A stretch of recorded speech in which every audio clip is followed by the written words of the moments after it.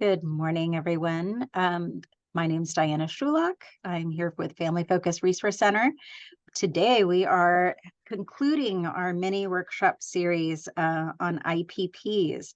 And today we have with us Albert Feliciano from State Council on Developmental Disabilities, Los Angeles office. And he's going to be presenting our workshop, which is part 3 of our series on fair hearings and complaints.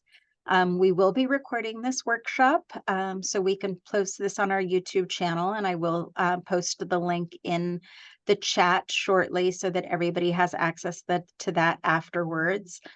We do pause our questions. We do pause the recording for questions, so your questions will not be recorded. Albert, do you prefer to wait for questions at the end? No, it's okay. We can make it interactive. I prefer if anyone has questions to raise your hand or put their question in the chat. I'll get to specific sections where I'll take the question, but if they want to go ahead and keep their hand raised or put their question in the chat, I'll go ahead and address those questions as I pause in those sections. Okay, wonderful. And so we will take a pause during those times. Perfect. So why don't we go ahead and get started? If there's anyone else in the chat, if you have any questions, please feel free to put that in the chat for me and I will monitor that for Albert. Thank you. Thanks, Albert. Perfect. Well, thank you and welcome everyone. Thank you for being here.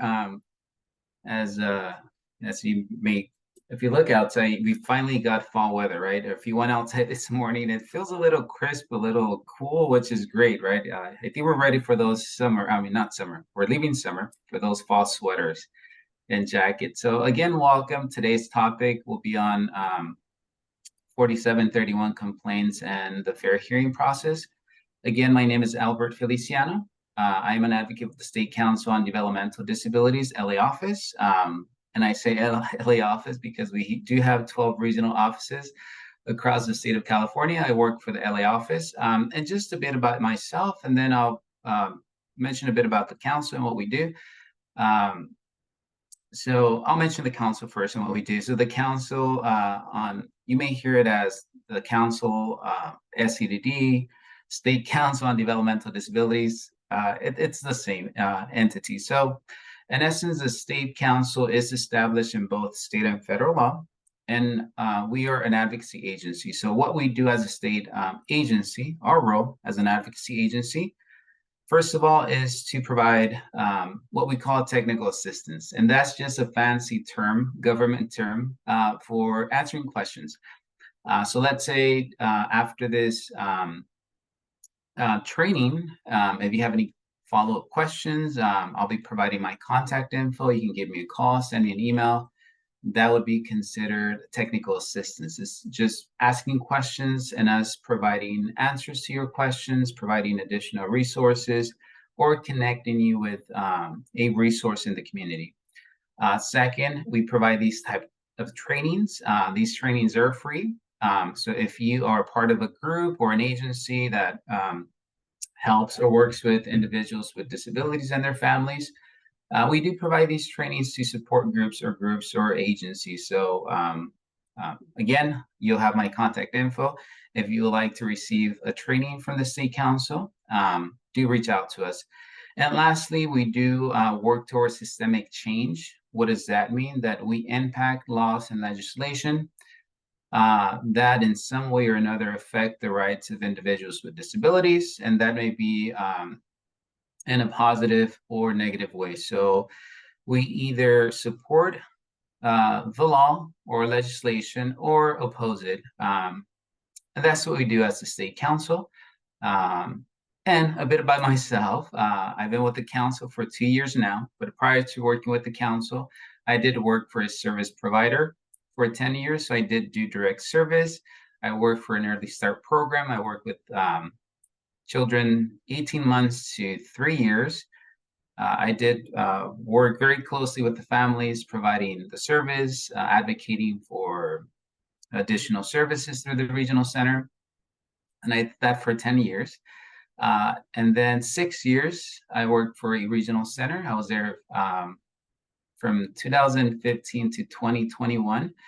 And in my role in the regional center, I served as a service coordinator for 3 years, and my last 3 years were with community services. And now I've been with the state council for 2 years. So that's a span of 18 years. So what I'm bringing to you today is I'm going to cover a bit about 4731 complaints. That's just the complaint process for regional centers, and then the fair hearing process or the appeals process. It's the same thing. So for those of you that came in recently or just joined us, what I'm going to do is I'm going to drop a link to today's materials.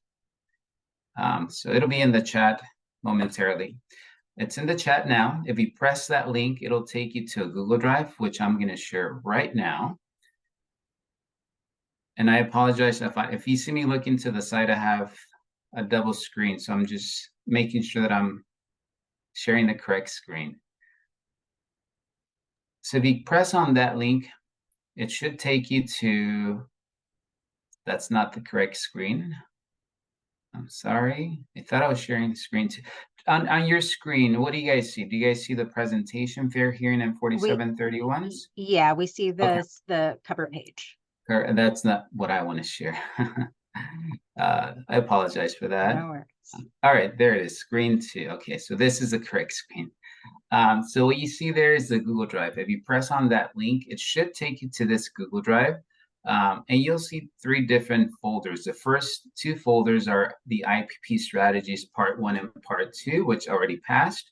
The third folder is the RC fair hearing part 3. So if you click on that folder, there are 2 binders or subfolders, one in English, one in Spanish. If you want to download the English documents, materials, they'll be here, okay? And again, these are, you can download them, you can share them, they're not copyrighted. All information that we provide, which includes trainings, one-page flyers, any information, it's not copyrighted. So feel free to share with anyone that may benefit from these materials.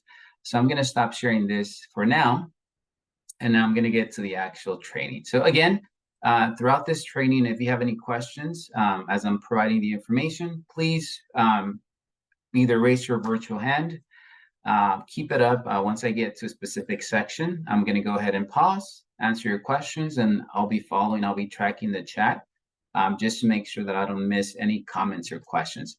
If by any reason I do miss your question in the chat, please do let me know, and I'll go ahead and make sure to address your question. All right, so I'm now sharing. I hope I'm sharing the correct screen. All right, perfect. I am. So I'm getting the hang of this, right? I think after 2 years of doing Zoom meetings and trainings, I should get the hang of this. All right. So this, again, you have my contact information there. You have my cell number. So this is my work cell number.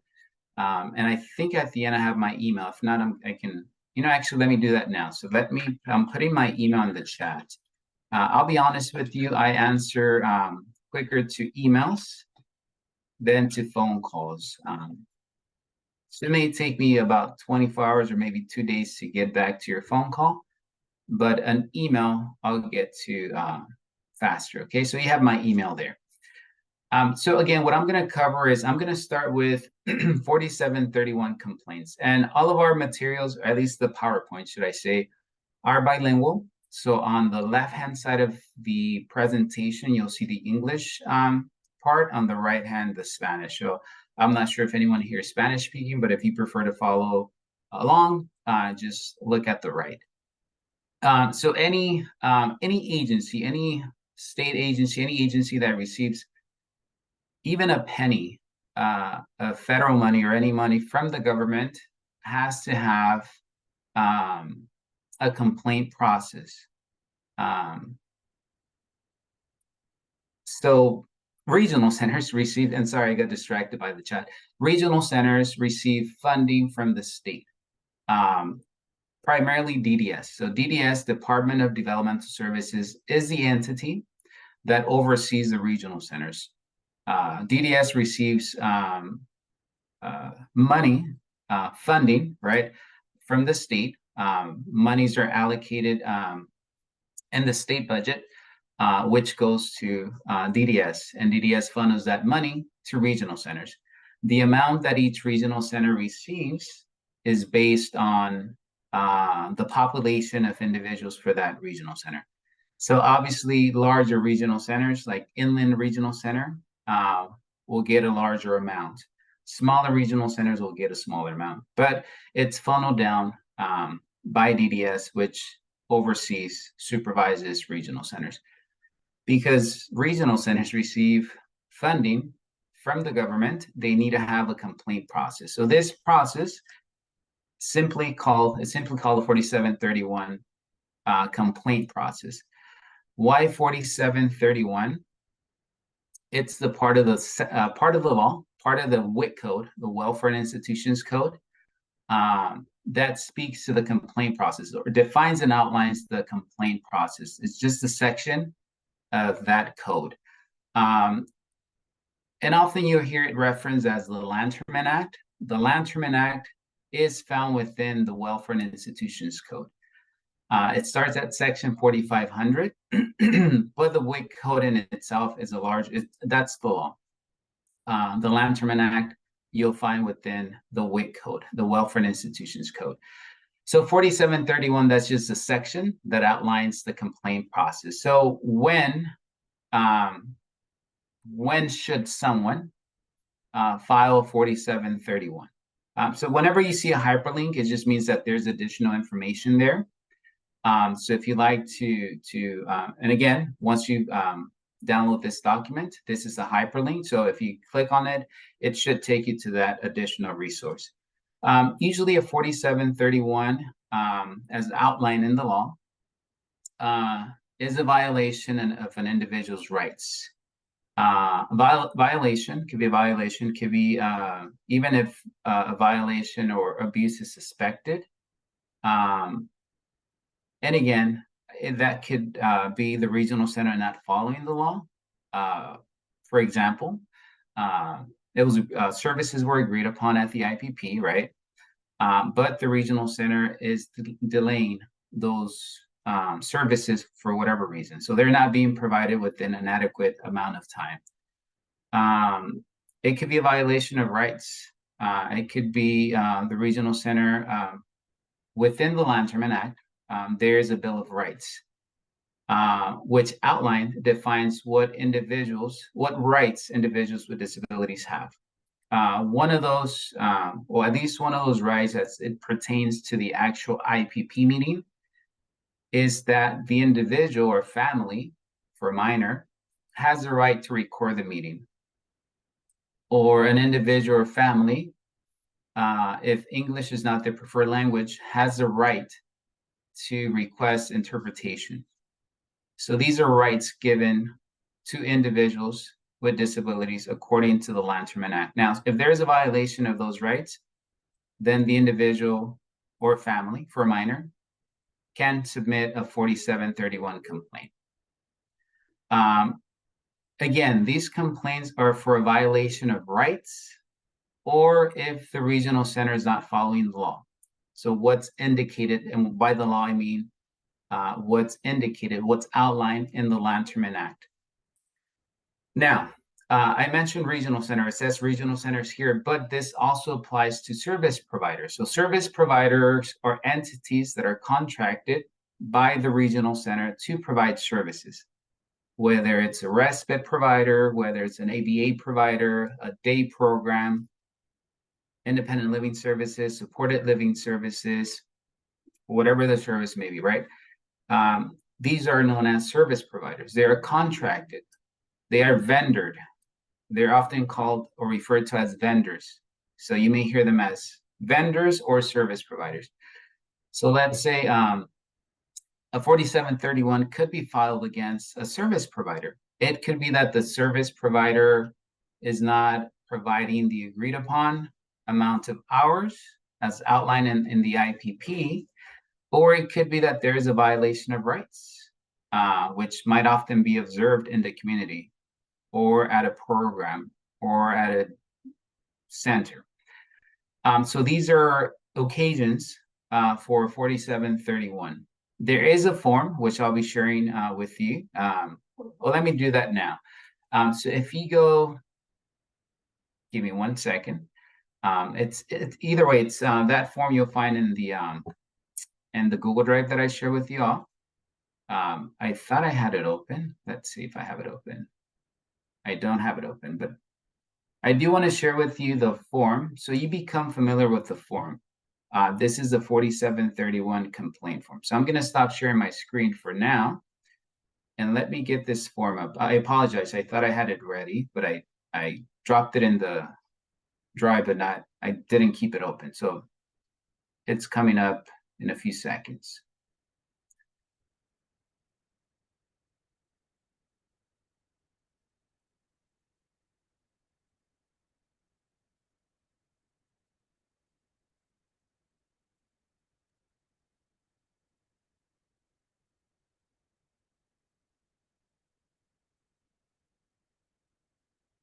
I apologize. I don't have it ready, but I'll share with you once I find it.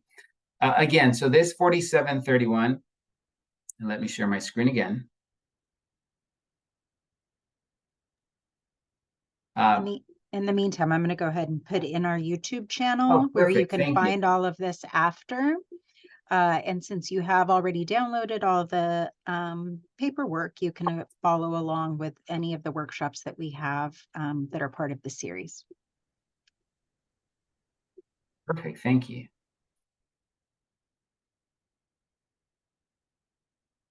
All right, so let me share my screen again. I do apologize for that delay. I thought I had the form handy, but I don't. So either way, it's on the Google Drive. So if I get a chance right before this meeting is over, I'll gladly share that form with you. Absolutely. So here's the presentation again. So there is a process for the 4731. This 4731 complaint process is an internal process, with the regional center, meaning that whenever an individual or family submits a complaint, it has to be submitted, or it goes directly to the regional center, more specific to the executive director. It doesn't go to the service coordinator. It doesn't go to the service coordinator supervisor. It goes directly to the executive director. How do you submit that form? Various ways, or 2 ways. You can either drop it off in person. If you do so, keep a copy for yourself. You want to make sure that you turn in the original, but keep a copy for yourself. Or you can mail it in. Mail it in to the regional center's address to the attention of the executive director. Once this complaint form is received by the regional center, either by the executive director or his or her assignee. So the law indicates that the director will conduct an investigation, or his or her assignee. Once that's received, the regional center has, so I'm going to go over the timeline now, 20 days to investigate. So what does that mean? Simply means that the executive director or his or her designee or assignee, right, will investigate your complaint. And that may entail speaking with the service coordinator or speaking with a service provider if the complaint is against a service provider, doing follow-up, maybe reviewing documentation. And within that 20 days, the regional center, no later than 20 days, that's what the law indicates, the regional center should respond to you in writing with their investigation and a resolution. The investigation should include a resolution, meaning that the resolution may include steps that will be taken to avoid, to fix whatever the violation of rights is, and to ensure that it doesn't happen again. Now, what if the individual or the family is not happy with the outcome of the investigation? There is another process after that.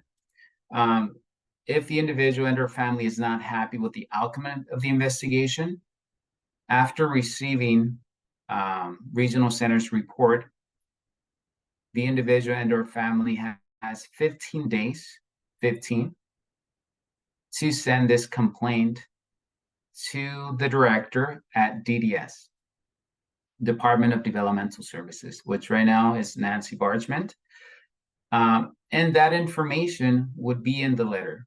When you get Regional Center's investigation and response, it should also include information on how to contact DDS. So it should have the address where you can send your complaint. Now, 15 days. So you have 15 days to send it to DDS. Once DDS receives it, DDS has 45 days. 45 days to investigate the complaint.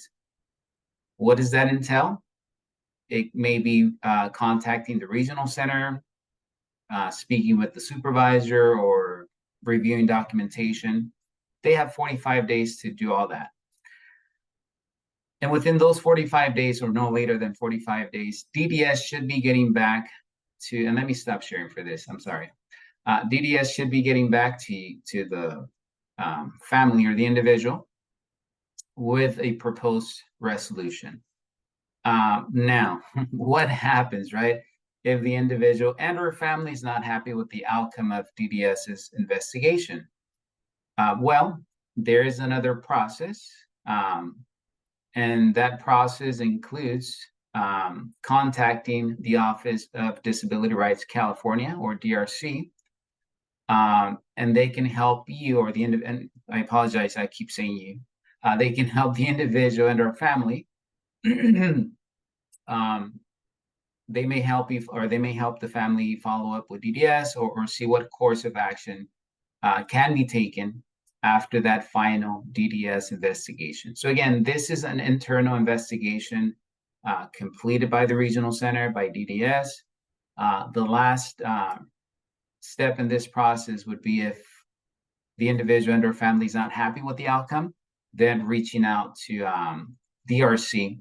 And I believe there is a form that is completed, and then there's follow-up after that. So this is the process of 4731s. Again, this is only, this is a complaint process. This is not for appeals or fair hearings. This is only a complaint process.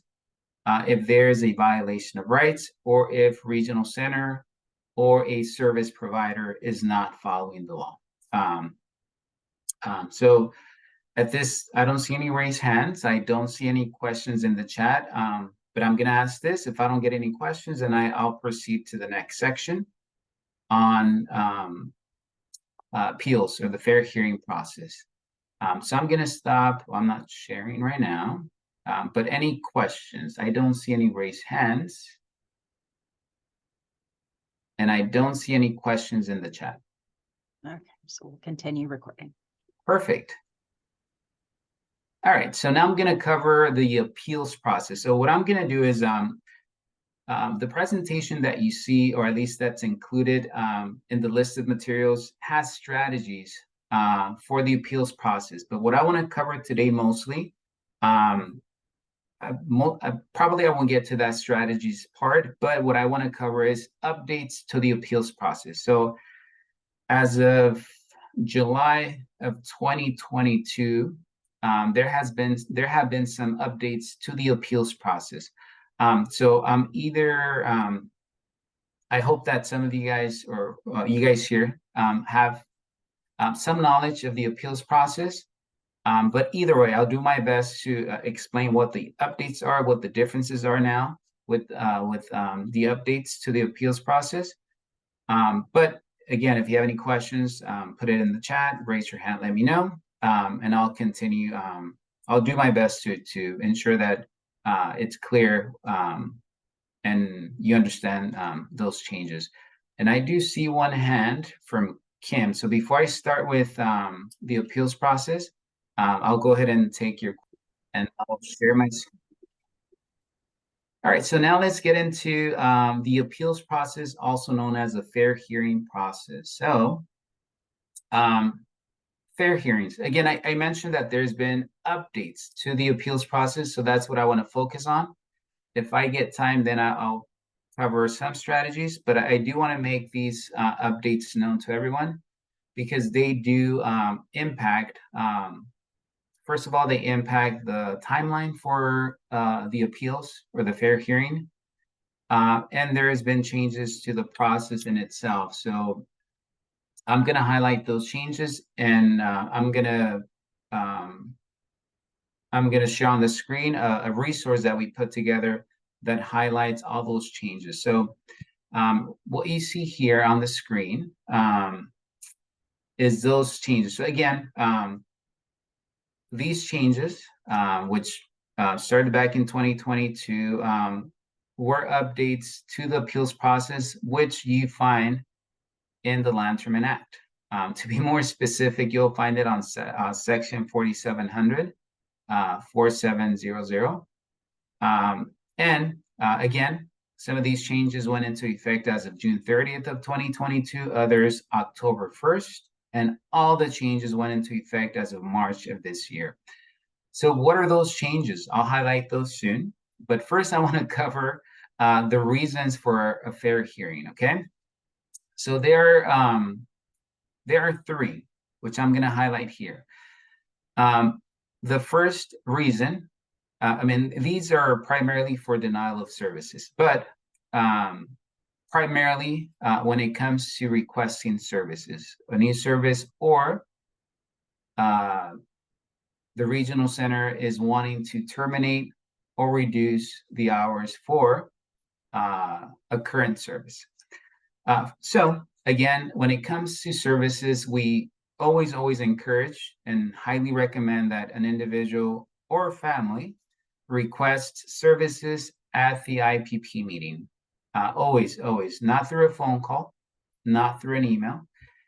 Anytime there's a need for a new service, or there's a need to discuss a new need, which might require a new service, or if there's a service in place already, maybe an increase of those hours, or any disagreement in services between the regional center and or the family, it should be always in an IPP meeting. Why is that? Because everything should be documented in the IPP meeting, meaning that after the IPP, if any of you here, or maybe all of you guys here, have a family member that's a client of regional center, you know that after the IPP, or shortly after, the family or the individual should be receiving a copy of the IPP report. So it should be documented. So what needs to be documented? All agreements and disagreements. So that includes disagreements. Also, most importantly, right, the needs of the individual and the services that are agreed upon. So again, if you talk about needs, if you talk about services, it should all be documented in that IPP report. And the reason, obviously, right, the reason for a service is because there's a need, right? That's how regional centers function. It's based on need. There has to be a need for a service. And why that service? For the individual to remain in the home, right? To participate in the community and to increase their independence. All this you'll find in the Land Term Act. And there's needs, right? There's needs that require services or supports. And those supports should be person-centered. When you see PCP, that means person-centered planning, but they should be person-centered. They should be based on the needs of that individual. What does the individual want to accomplish? So there's going to be objectives. There should be objectives. There should be goals in the IPP, which should be met through those services. So again, the main reason for services, regional center services, is to keep the individual in the home, to ensure that the individual participates in community integration and there's independence. That's the main reason and the focus of services. Now, based on those needs, there should be services. There should be, first of all, there's a pyramid, which I'll get into later, but there's a pyramid. And at the base of that pyramid, there's a formula in the formula of the pyramid. And at the base of that pyramid you'll find needs as the first level, right? After that, or tiers, right? The first tier is needs. The second tier or level is objectives or goals. And the last tier, or the very top, the tip of the pyramid, is services, right? So as you see, at the very bottom, at the foundation, right? The foundation is what keeps a structure in place, right? You may say that the foundation is the strongest part of a structure building. You'll find needs, right? There has to be a need identified. And what does the individual wish to accomplish, or what objectives do they want to meet? And what services are needed? It could be that the objectives might be increased community integration for the individual, and I'm looking at the screen, for the individual to remain in the home, to live with his or her parents, or if he or she has an apartment, to live in that apartment independently or with a roommate, right? But what if that individual requires supports?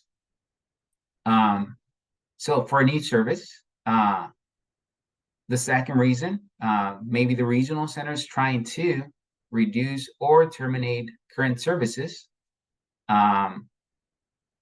for whatever reason, right?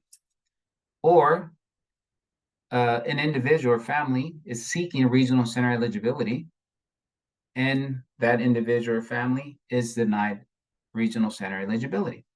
So these are the primary reasons to pursue a fair hearing. Now, if you want more information, again, these are hyperlinks. So if you click on those links, it'll take you to those resources. And some of that information that you'll see on those resources, you'll see that it's already as a PDF in the list of materials. So again, those are the primary reasons. And I'm sorry, I just saw the chat. All right, let me stop sharing. It looks like I'm having difficulty sharing the correct screen. Yeah, I just wanted to make sure that we were looking at the same thing that you were talking about. Are you guys looking at reasons for a fair hearing? Yes, is that what you were at? Yes. Oh, okay. It made it sound, I'm sorry, then I apologize. It made it sound like you were talking about like a pyramid or a structure or something. No, so I thought maybe that you had a graph or something. No, I'm sorry. I mentioned the pyramid. It's part of a separate training, but it always comes to mind. Yeah. So there's a pyramid that we have as a slide. I don't think we have it in this slide, but if I have time, I can show that pyramid. Okay, wonderful. Yes. I just wanted to make sure. Thank you for that. No, thank you. All right. So based on those reasons, there is a process. Okay. Again, I mentioned this already, but if there is a disagreement during the IPP, again, where you want to ask for services and supports, should be at an IPP meeting with the IPP team.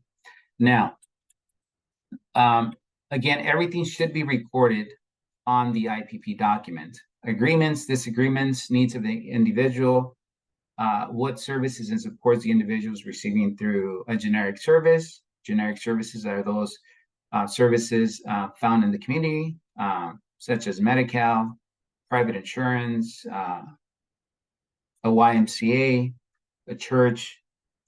Now, when it comes to disagreements, they should also be identified in the IPP. Why?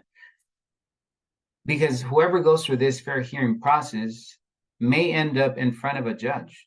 So obviously you want to prove, right? You want to prove that there's been a need for a service, that you have asked the regional center for those services and supports, but that it's been denied. And you'll find that in the IPP if it's documented. So this information should already be documented in the IPP, but you can always ask your regional center to make sure that even disagreements are recorded in the IPP report. One thing that I usually tell my Spanish-speaking audience, it flows very well in Spanish, and it goes like this: si no está escrito, se lo llevó el viento. Meaning that if it's not written, right, the wind blew it away. So you can go up to a judge and say, you know what, on such date, we had the IPP meeting, we agreed on the following services, but regional center is not providing that service. Well, if you pull up, one of those evidence, a piece of evidence could be that IPP, and most likely it will be the one included as evidence. And if that's not recorded in the document, there's no way of proving that it was ever talked about or even denied, right? So you always want to make sure that it's recorded. Now, let's say that you do ask, and this is more kind of IPP strategy, so I'm kind of jumping ahead. So I'm kind of giving you the strategy piece now, but I think it's important to highlight. Shortly after the IPP meeting, you should be receiving the IPP report, right? So the law indicates that when you ask for an IPP report, this regional center should be providing that report to you within 45 days. 45 days, okay? But it does say that whenever the parent or the individual requests an IPP report, it should be given within 45 days. It doesn't say automatically the regional center will provide that report to the family or individual within 45 days. It does indicate that the individual family must ask. Now, the regional center may have a policy or internal process, excuse me, or a practice that within a specific time frame, the IPP report is mailed out. It could be. Now, if you don't receive it within a reasonable amount of time, let's say 2 weeks, 3 weeks, you can always ask for it. Once you ask, then the regional center has 45 days to get that to you. Now, if a service is denied at the IPP meeting, you should be receiving a notice of action or notice of proposed action, or NOPA for short, NOPA. That in essence is a denial letter. It's in the law, the Lanterman Act indicates that whenever a service is denied, the family should be receiving a notice of action. And that notice of action, and it should be a letter, a certified letter. So the family, the family or individual should be receiving a letter in the mail with the notice of action. The notice of action should include, the reason why the regional center is denying the request for a new service, or let's say they're trying to reduce or terminate a service, why they're denying the family's request to continue that service at that same frequency or amount of hours. So it should state a reason for that. And included with that, they should include the section of the law of the Lanterman Act that they're utilizing for that denial.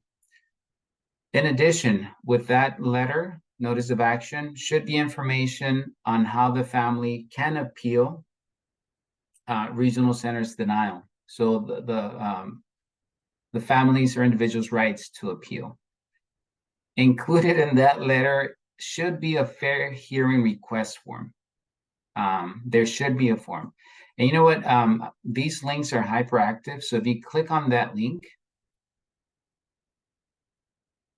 and I'm going to stop sharing now and share my entire screen. All right. So if you click on that hyperactive link, it should take you to this form, which you also have in your materials. So this is a fair hearing form. This is the standard form that you'll find on the DDS website. When I say DDS, that's the Department of Developmental Services, DDS for short, and that's the agency that oversees and supervises all 21 regional centers. Now, I've seen variations of this form, yet they should include all this information. Maybe the one that I've seen, the regional center, all they did was add their logo and contact information, but it still has the same information as you see here. So you might see this exact form, or you may see a variation. But if you want to compare both, let's say you get a regional center form that varies a bit, then you might want to compare just to make sure that information is not missing, okay? So this is, and I'm going to go over more in detail going to go over this form more in detail a bit later, but I just wanted to reference this form so you are familiar with it. So it will have identifying contact information. It will have this section, which I'm going to highlight later on. I'm going to come back to. An informal, so the fair hearing process includes 3 parts, okay? 2 of those are the informal meeting, mediation, and the last step is the fair hearing. So I'm going to come back to this because there's been changes to both of these steps. The reason for requesting a fair hearing, regional center denied my request for personal assistance services. Simple. Describe what is needed to resolve your complaint. That regional center approves personal assistance services for my son. Now it'll ask if the individual is a minor, it'll ask for information from the rep. Now, if the individual is an adult, even if that individual is conserved, let's say a family member, the parents, a sibling, aunt or uncle have a conservatorship of that individual, that adult individual still needs to sign this form, and the signature could be a mark, could be an X, could be a line, but often we hear that, and when I say we hear from other families that if this section is left blank, the form will not be accepted. So there has to be some sort of mark or signature from the client or the individual being served, okay? So I'm gonna come back to this form, but I just wanted to briefly show you guys the form. So you might see this exact form or a variation of the form. So now I'm back at the presentation. So I'm flipping between screens. So I just want to make sure I'm sharing the correct screen. So what I see on my screen is a process for disagreements. Can someone give me a thumbs up and just make sure that, or tell me that I'm sharing the correct screen? Yes, that's what I see as well. Thank you. Okay, perfect. So I want to ask again. I just wanted to make sure that my screens were working. It looks like they are. Perfect. Okay. Now, again, this is a process, okay? And I'm going to explain each process, but as I explain the process, I'm going to identify the updates. I want to make sure that I cover those in great detail because it does change the whole process of the fair hearing. There are timelines. I mentioned those timelines. So I want to start with the first 30 days. So again, I mentioned earlier that a family can request a fair hearing if there has been a denial for a new service, okay? The family can also submit a fair hearing if the regional center is wanting to reduce or terminate a service, right? A current service, let's say respite. Maybe the family is receiving 50 hours of respite, but the regional center is trying to reduce those hours to 20 per month. So from 50 per month to 20 per month, right? So that's the second reason. The last reason if regional center eligibility is denied, okay? So I want to focus this 30 days only applies to a current service, okay? A current service. I mentioned the respite service, right? Regional center is trying to reduce respite hours from 50 to 20. Now, if that's the case, again, the family has the right to appeal regional center's decision, okay? Now, in that notice of action, I mentioned that notice of action letter should include the fair hearing form. I hope I mentioned it, but that notice of action, if not, I'm saying it now, but that notice of action letter should include the fair hearing form, which I showed on the screen, with information on how to complete it and where to send it, okay? Now, if it's for a current service, as respite, as I mentioned, the example I gave with respite, the family has 30 days to complete the fair hearing form and send it to DDS. So you may ask, well, where do I send it? What's DDS's address? Included in that notice of action should be contact information for DDS. So you have two options. You can either send it by regular mail, right? Or in that information, it should give you a link where you can access the form, and you can access this form, and you can send it electronically directly to DDS. So that's a new change. I want to highlight that. Okay, that's an update. In the past, when this form was completed, it had to be sent to the regional center with the copy to the Office of Administrative Hearing. The Office of Administrative Hearings, or OAH for short, is the office that handles the appeals process. So in the past, it was sent to the regional center with the copy to OAH. Regional center would forward a copy to DDS. Now it works backwards. You send it directly, or the family or individual sends it directly to DDS. That information should be in that notice of action letter, address, or a link. When DDS receives that form, this form that you see on the screen, they have 1 business days to forward this to the regional center and to the Office of Administrative Hearings, okay? So that's a new update, okay? It works backwards now. So going back to the presentation, for a new service, sorry, erase that. For a current service, if the regional center is trying to reduce or terminate that service, again, I want to use the example of respite. The individual or family, if it's minor, has 30 days to complete that form and send it to DDS. I suggest that it's done sooner than later, not at the 25th day or 28th.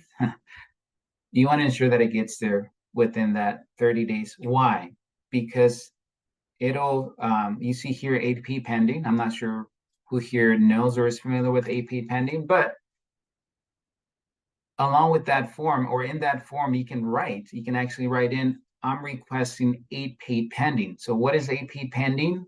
Simply put, IPP pending ensures that the regional center continues to provide that service respite, right? Which they're trying to reduce. That service continues at the same hours per month throughout the whole process. Now that process, if all goes well, there's no delays, should be a process of 90 days, okay? If there's no delays, I'll get into those right now. But if all goes well, this process should be completed no more than 90 days. It could be completed before, or well, not completed before, but if there's agreements in the informal or mediation, which I'm going to get to next, it could be that agreements might be made in those steps, and it might not require the family to complete the whole process, okay? So I'll get into that right now. The other update that I want to highlight, now for a new service, right? The family goes into the IPP meeting, they ask for respite hours, right? New service. If the regional center denies it for various reasons, one of those reasons, which I've heard of, the family has IHSS hours, or the family already has a personal assistance service hours, so there's no need for that respite, right? I've heard various reasons. So I don't know if in the chat, if you have a regional center case, or a family member is a regional center client, if you have been denied services, or if you've gone through the appeals process. So that'll give me an idea of the audience. So in the chat, if you want to say, yes, I've been denied services. Yes, I've gone through the fair hearing process. If you won, let me know. If you lost, let me know. I just want to get an idea of the audience here, okay? I appreciate that very much. Now, for any service, if it's denied, once you get that notice of action for any service, okay, the individual and or family has 60 days to appeal, meaning to send that fair hearing form. 60 days. This is for any service, okay? Again, I don't recommend waiting to that 50th day or 55th day. Do it sooner than later, obviously, because you want your loved one to get that service, right? Whether it's through the appeals process or negotiating with the regional center, okay? So again, this entire process, right, you see 30 days there, you see 60. And we have there's more information later. But I mean, it adds up to 90. Now, I mentioned there's 3 steps in this fair hearing, okay? So, and I'm highlighting each of them because there might be individuals here that might not know about the fair hearing process or are not too familiar. So I just want to make sure that it's captured, okay? So this fair hearing process is a process of 3 steps, okay? And I'm going to go back to the fair hearing form so I can highlight those. The first step is the informal meeting. So shortly after the family receives that notice of action, the family sends it in, DDS receives it. So once DDS receives this form here, the fair hearing request form, for an informal meeting, regional center has 10 days to schedule that meeting, okay? 10 days. Now, the purpose of that informal meeting is to meet with the IPP team again. It's an informal meeting. It's not going to be called an IPP. It's labeled as an informal meeting. And this meeting is for the purpose of trying to persuade the regional center to approve the service, whether it means that you're going to provide new information, maybe providing new documentation, whatever it may be. You're trying to convince the regional center and come to an agreement on the service, whether it's a new service, whether it's the amount of hours, whether it's if it's a current service, keeping the same frequency or the same duration, the same hours, right? And informals for that purpose. For the claimant is the person filing that for fair hearing. So it could be the family, it could be an individual, right? To come to an agreement with the regional center. Now, one thing that's been shared with us by families is that, in essence, to be careful what you share at the informal, because there's been times, and again, this is shared by families, okay, that have gone through this process. They've shared with us that regional center has taken the information shared by the family during the informal and has used that against them to deny the service, or has used that against them at the actual fair hearing. So again, this comes from families, okay? So I'm not saying that'll be the case for you, but again, the purpose of that informal meeting is to come to an agreement, okay? Now, and then there's mediation. That should be happening within 30 days after DDS receives your request for a fair hearing. 30 days, okay? So an informal within 10 days, mediation within 30, okay? Now, let's say the family goes through these steps, right? Informal mediation, nothing is resolved. Then within 50 days of DDS receiving the fair hearing request, within 50 days, the fair hearing should be held. So if you have the numbers, right, 10, 30, and 50, that gives us 90, right? So 90 days. Now, there could be some delays in the process, and I'll get into those. But what I want to highlight, what are the changes? You're probably asking yourself, so what are the updates in this process here? Well, I'm going to take you back to this form. So here, right, I want to highlight this again. And it's not allowing me to highlight. There it is. So in this step here, in this part here of the form, you see two check boxes, right? The first one is an informal meeting with the regional center or state developmental center. So here it would be the regional center, okay? The second box is a mediation with the neutral independent mediator who will assist in reaching an agreement. Now, in the past, whenever a family or individual submitted this form, or let me take that back. So the individual or family has the right to request both an informal and mediation, okay? Now, in the past, before updates to the law, even if the family requested a mediation, so that's a new update, okay? Even if the family requested a mediation, regional center had the right of saying no. We're not going to have a mediation. We're going to go directly to the fair hearing. Now the new update requires regional centers to hold a mediation if the family requests that mediation by checking this box. That's what this is very important, okay? To check this box. And an informal. And we understand some families have shared with us that they will not benefit, or there's not going to be an agreement if they go through these two. So they choose to go directly to the fair hearing, right? So they don't waste time. They say, I don't want to waste time. I know the regional center will not approve the service, even if I do an informal or mediation. You know, I've gone through this in the past. That's been my experience. So I just want to go directly to the fair hearing, and that could happen. The family may wish to go directly to the fair hearing. So in essence, these two are bypassed, the first two steps, okay? Here's another update. In the past, once this form was submitted, let's say the family or individual checked off both boxes, perfect. Let's say, let's think of a different scenario. Let's say an individual or family just checked off an informal meeting and either purposely didn't check off mediation or just forgot to check it off, right? In the past, once this form was submitted, that was it. You wouldn't be able to make any amendments or revisions to this form, meaning that if you sent this as it looks now, you would have an informal, and if there was no agreement at the informal, then it would proceed to a fair hearing.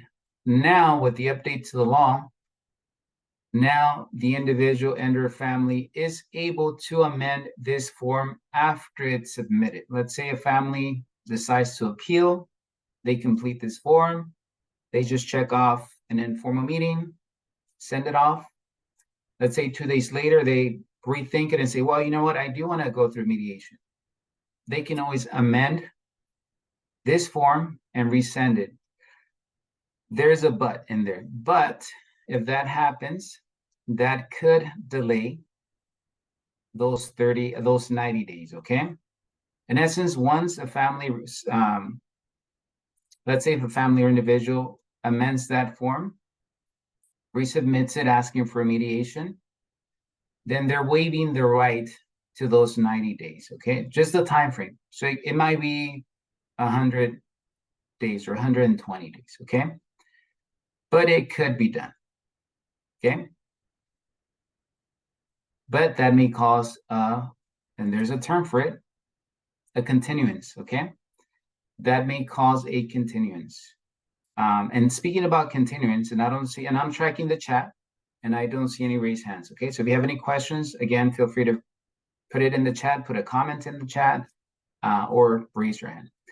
Now, this part of continuance, as I mentioned before, or as I mentioned right now, if the family wishes to amend that form and request mediation, it most likely will get approved. But again, the family is waiving the right to complete the process in 90 days. That is considered a continuance, okay? It's not an extension. There's a difference.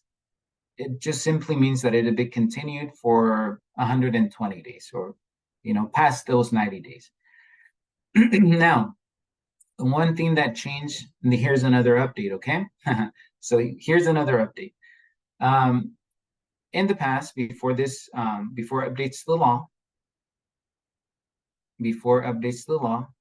when a family requested a continuance, the first continuance, okay? I'm speaking about the first, because you can ask for more than one. But again, if you ask for continuances, that's a tongue twister for me. It will keep delaying your process, okay? But for the first one, in the past, the family or individual would have to, when requesting a continuance, they would have to also indicate a reason, give a reason as to why. And there's a section in the law that indicates approved reasons or reasons why an individual or family can request a continuance. And some of those reasons might include, this is not a complete list, a family emergency, what else? Traveling, jury duty, and I forget, there's more, right? But it has to be on that list. An update to the law indicates that for the first continuance, the family does not need to provide a reason. Okay. Now, if there's a second or third or however many after that first, the family needs to provide a good cause. Okay, that's the word used. The family needs to provide or show good cause, whether they've been requested, they've received a jury summons, or they have a family emergency, they have to travel, a death in the family, right? Those are approved good cause for a continuance. And again, if approved, the family or individuals waiving those, the timeline for those 90 days, okay? But what I want to highlight here, the update to the law here is that for that first continuance, the family or individual does not need to show good cause, okay? Now, here's more updates to the timelines, okay? I covered the first part here. I mentioned that for the informal meeting, 10 days, right? Should take place within 30 days, mediation, 10 days, mediation 30, fair hearing 50. Now, if the family, right, you know what, for this part here, I'm going to show another document, okay? I just want to make sure that I'm covering everything here. Okay, perfect. Okay, so I'm going to cover this in a separate document. I'm going to not cover it now. There's another document that I'm going to show you guys that's going to focus on this section here. But there's a process for notifying the regional center if there is intention to proceed to a mediation and a fair hearing, okay? So I'm going to speak about those 3 steps more in detail, but I'm going to show a separate document later. Other updates, okay? In the past, before these updates to the law, if the family couldn't afford or couldn't, let's say, have an attorney present or to represent them during this process, but the regional center did, let me rephrase that. If the family wished to utilize, if the regional center wished to utilize an attorney through the whole process, meaning the informal mediation fair hearing, they were able to, even if the family couldn't afford to have an attorney present or to represent them. So you can only imagine, right? Families would share with us that obviously they would be scared or traumatized because there was a lawyer there. They felt attacked.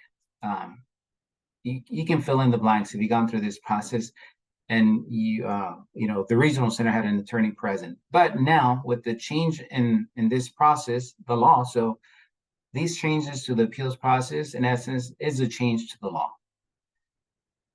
Now, with the change in the law, if the individual, when I say individual, that's an adult individual, right, 18 and older, when the individual is not an attorney or will not be represented by one or the family for a minor, throughout these steps of the appeals process, either the informal meeting, mediation, or the fair hearing, the regional center cannot use an attorney. Simply put, okay? So in the past, the regional center still was able to use an attorney, even if the family couldn't afford one.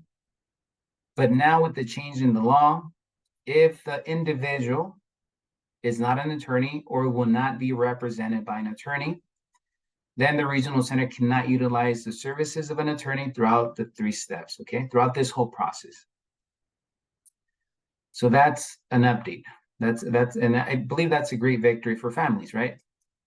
Now, if the family is able to retain and use the services of an attorney, then they do have to notify the regional center. So if the family will utilize or the individual will utilize an attorney, it is required that the individual or family notify the regional center 5 days prior to mediation.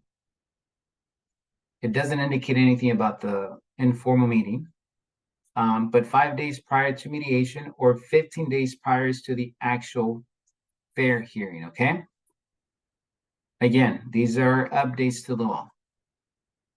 Now, this is also very important, at least for monolingual families, Spanish-speaking families, right? Vietnamese, Chinese families. Now, if the preferred language of the family or individual is not English, let's say Spanish or another language, interpretation must be provided throughout the whole process. For an informal meeting, the regional center will be providing an interpreter. Now, if this process proceeds to a mediation and a fair hearing, at that point, it'll be the Office of Administrative Hearings that will be providing an interpreter for the mediation and for the actual fair hearing. So again, if the preferred language is not English for the individual or family, interpretation must be provided, okay, through each step, informal mediation and fair hearing.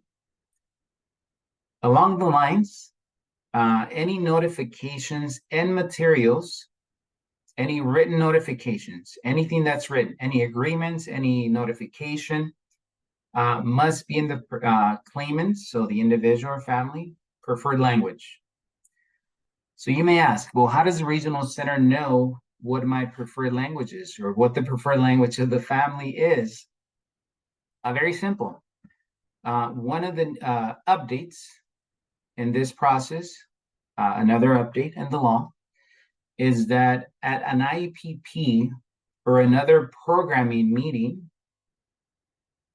the regional center should be updating their system or information in the system to identify the preferred language of that individual or the family. So it could be at the next IPP, or it could be at a programming meeting, or any meeting that you have with the regional center. Just to make sure, it could be that it's already in the system, but you can always verify and just ask your service coordinator, hey, I just want to make sure, I want to check that in your system, it indicates that my preferred language is Spanish, Chinese. Because through this process, if a family or individual is going through this process and that information is already in the system, then that individual and or family should be receiving all notification and materials of the fair hearing, any decisions in their preferred language, okay? And you can agree now, and I'm going to cover this more in detail. I have another document that I'm going to show you guys. Now, very similar to the IEP process, the individual education plan, if an individual is receiving special ed services through the school district, right?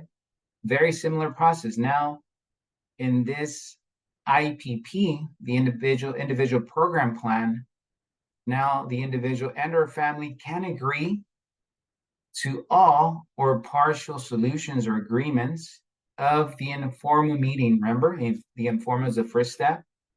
The informal is where the family and or individual is trying to come to an agreement with the regional center, or the mediation. And if some of you are not familiar with the mediation is the second step in the process. And this meeting, in this meeting, there will be a mediator assigned by the Office of Administrative Hearings. Now, the mediator should be, and is expected to be, a neutral party. A neutral part, right? Meaning that the mediator cannot influence a family or persuade a family, and yeah, in essence, persuade or influence a decision. They're there to mediate. They cannot take sides, okay? And again, through the mediation or the informal or mediation, now the family can agree to all the solutions or agreements, right? If there's an agreement at these meetings, or partial. And I'll explain that more in a bit, okay? All right, perfect. One more slide for updates, and then I'll get into the other documents. And then I'm going to open up for questions. I don't see any in the chat, and I don't see any raised hands, okay? Now, for fair hearing, additional updates, okay? Now, if the individual or family goes through the whole process, goes to the fair hearing, presents their case to a judge, if the judge favors or rules in favor, should I say, of the regional center, the family can request a reconsideration. And I'm going to cover that more in detail, okay? So when I say I'm going to cover that in detail, I'm going to show another document. But there's requirements to request a reconsideration. A family cannot request a reconsideration if they're not happy with the outcome, but there needs to be an error in law or fact. So that final decision has errors in law or fact, administrative errors, or it could be that the family asked, once they found who the judge was or who the judge would be proceeding at the fair hearing, it could be that they are familiar with the judge. There's a way to find out, just as a strategy. So this is a strategy. Whenever a family receives, let's say you go through fair hearing you go through the informal mediation. Let's say nothing is agreed on those meetings, or that there's partial agreement. Once you move or proceed to the fair hearing, you're going to be notified. The family will be notified, I think even before then, of who the presiding judge will be for that fair hearing. Now, there's ways to find information about that judge. If you go to the Office of Administrative Hearings, the website, I'm sorry, not the office. If you go to the website of Administrative Hearings, you'll find that information there. You can do a search. This is public information. So any fair hearing decision is public information. What they do is they redact any, and by redact, I mean they black out. They redact any information that identifies the individual. That's blacked out. So you shouldn't be seeing names or dates of birth or diagnoses, right? But you'll see the name of the judge and what the case was about. So based on that information, right, the family can see how many fair hearings the judge has presided over and who those have been in favor of, right? So you can see if, let's say that the judge has presided over 30 cases, and out of those 30, right, the regional center ended up winning. Or you might see half and half, or you might see that, for this specific judge, families or an individual, a greater amount of families or individuals have won the case, right? You can kind of see, right? There might be a pattern. It could be that and this is again language used by families, it could be that the judge is pro-family or pro-regional center. And based on that, he can request the Office of Administrative Hearings to change the judge. Now, if you make that request, but you have to provide a reason why you're asking for the judge to be changed. And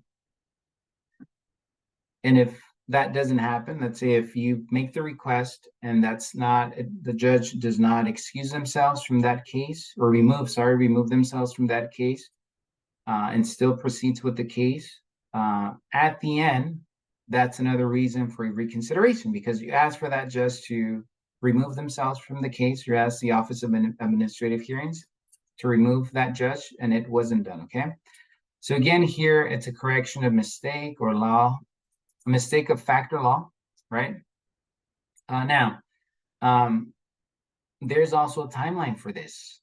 So after the family or individual receives the final hearing decisions from the judge, the family has 15 days to request that reconsideration, okay? And the Office of Administrative Hearings has 15 days to review that reconsideration again to see if there's an error in fact or law, right? Or maybe the judge did not remove themselves from the case.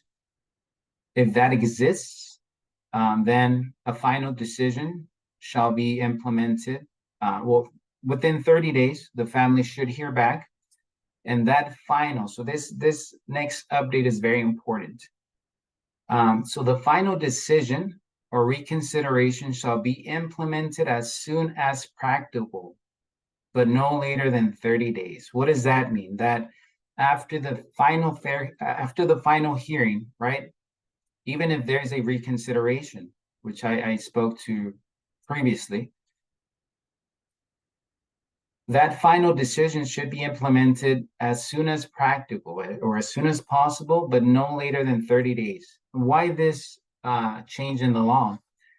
Well, we often heard from families, or families often complain that even after winning a case, right, against the regional center, whether it was a new service or an increase in services, whatever the issue might be, regional center wouldn't implement immediately, or months would pass, right?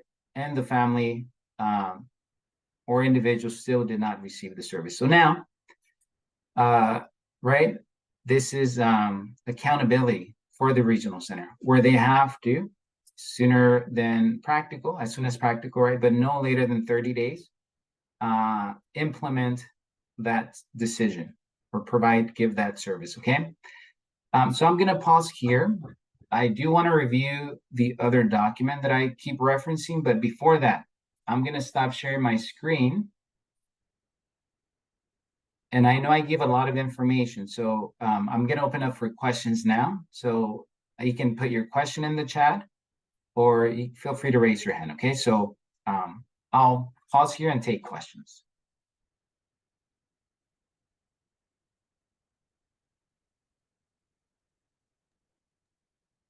Okay, I'm Hi, going Kim. to pause the recording. Perfect. Okay. Perfect. Okay, so I don't see any questions in the chat or raised hands. Okay, let me now share the screen again, okay?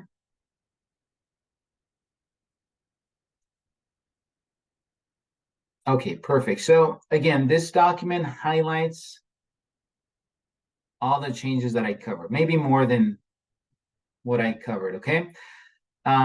So again, there you'll see hyperlinks. So again, sorry, let me start from the top. So there's 4 pages in this resource. I kept referencing or mentioning updates to the law, right? You'll find those in Senate Bill 188. So if you want to dig in and read more, that's a hyperlink. So if you click on that link, it should take you to that Senate Bill 188. Now here's a timeline. It breaks down everything that I covered before, right? The 30 days to appeal to receive a paid pending. So I'm not going to go into detail on these because I covered these already. The 60 days, right, for a new service. 10 days to hold an informal meeting. And again, that's after DDS receives your request, okay? So the following timelines begin after DDS receives your request for a fair hearing. 10 days for an informal meeting. 30 days for a mediation. And again, if the individual or family now requests a mediation, the regional center should provide a mediation. In the past, they had the right to decline, but now they have to, okay? 50 days to hold a meeting, the fair hearing meeting, right? Now, OAH, the Office of Administrative Hearings, must give the final decision within 10 days of the hearing and 80 days of the appeal. So that's the 90 days there. I mentioned the reconsiderations, right? Here's a timeline. The final decision must be implemented. I mentioned this within as soon as possible or practical, but no later than 30 days. And sorry, here you see WIC, that stands for WIC code. So that's that's the section of the Lanterman Act or the Welfare and Institutions Code where you'll find more information on that section, okay? Here you see a brief description, 1 or 2 sentences, but if you click on those hyperlinks, it should take you there, okay? And it's not in the resource, but what I'm gonna add to the Google Drive is how to read the law. What is, so in essence, when you see a number, that's the section. But what does the letters mean? Or what do the letters mean? Okay, so there's another resource that explains that. So it's just the structure of the law. Now, let's say the judge rules in favor, this part I did not explain, of the regional center, right? And the family still wishes to appeal that decision. Now, the individual and her family may appeal to a superior court within 180 days of the hearing decision, okay? So that's a superior court. This is outside of, this is not Office of Administrative Hearings anymore. This is a superior court. So there are additional updates. I'm not gonna review all of them, but now there's updates to mutual consents, right? It amended the definition of what mutual consent is. Now, before the regional center can reduce, terminate, or change an IPP, okay? Anything written on the IPP, there must be consent, agreement from the family. Now, there's this agreement. The regional center should follow their appeals process, right? By providing the notice of action. Unless there's a letter, and this is where the update comes, okay? This is where the update is, I'm sorry. The update highlights that unless there's a letter from the family or the individual that agrees to the denial, termination, or reduction of services, then if there's such a letter, regional center will not be sending the notice of action, okay?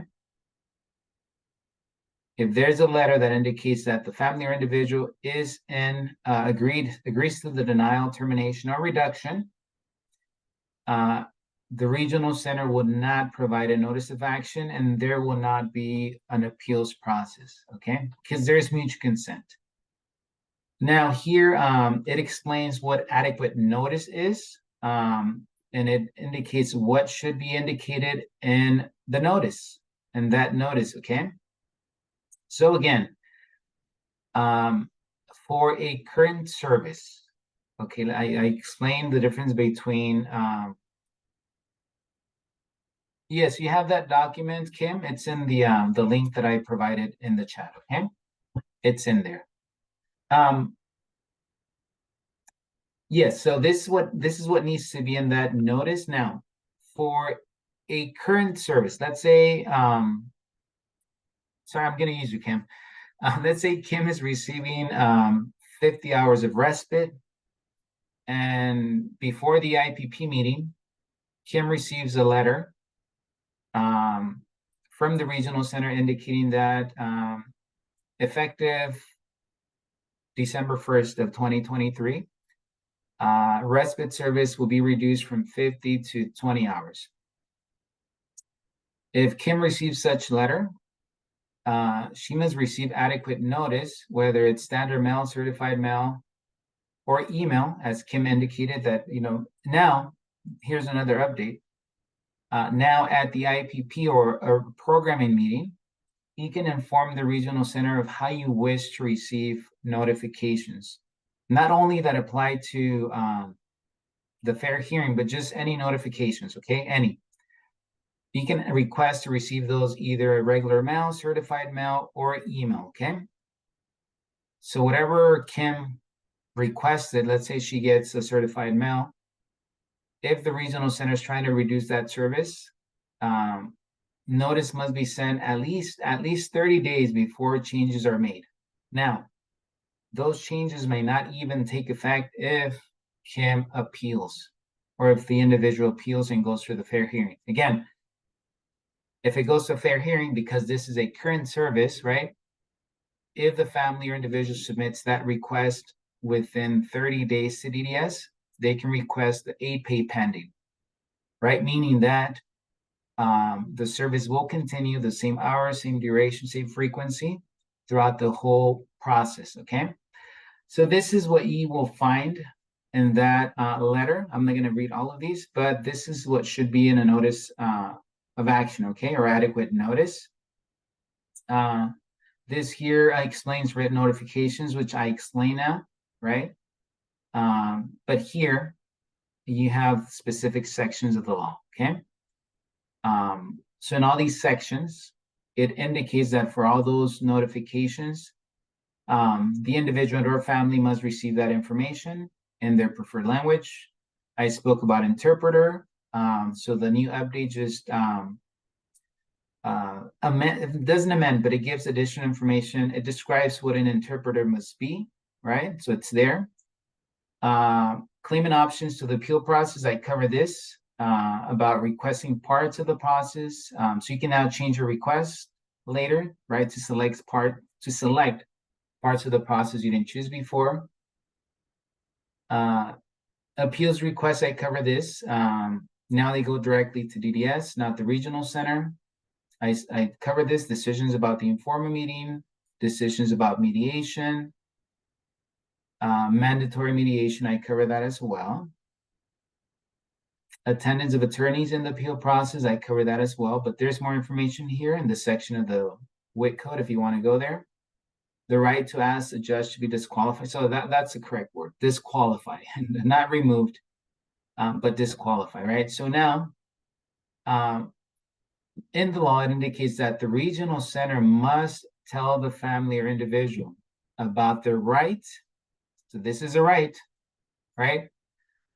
Again, it's a right. If this right is denied, then those are grounds for a 4731 complaint, right? Regional center must inform the individual and their family about their right to request disqualification of a judge. Okay, so now that needs to happen either at the programming meeting, the IPP, or anytime there's a denial of services, okay?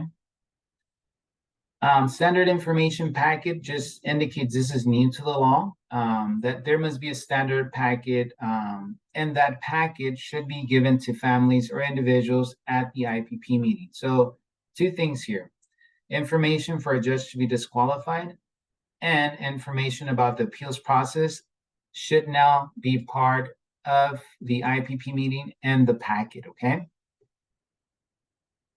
This is very important here, position statements and exchange evidence. The timeline for these change now. So what does that mean?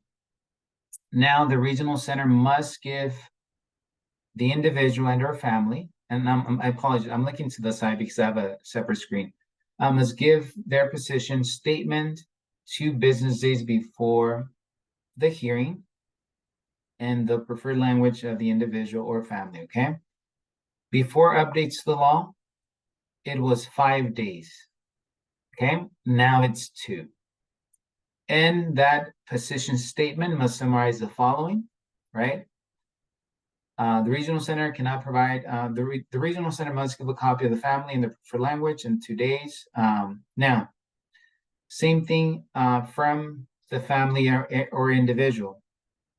They must give the regional center witness list and reports 2 business days prior to the hearing. So it applies to both, okay? Regional center gives you their position statement 2 days prior. The family or individual does the same, okay? Now, this is very important. So this is new, okay?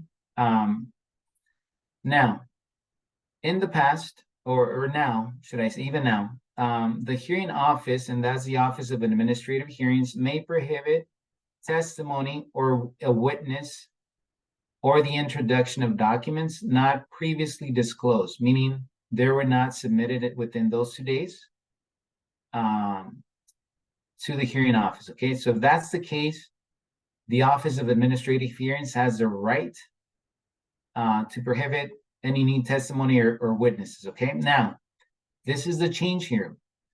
The office may allow introduction of documents or witness testimony in the interest of justice. What does that mean? Well,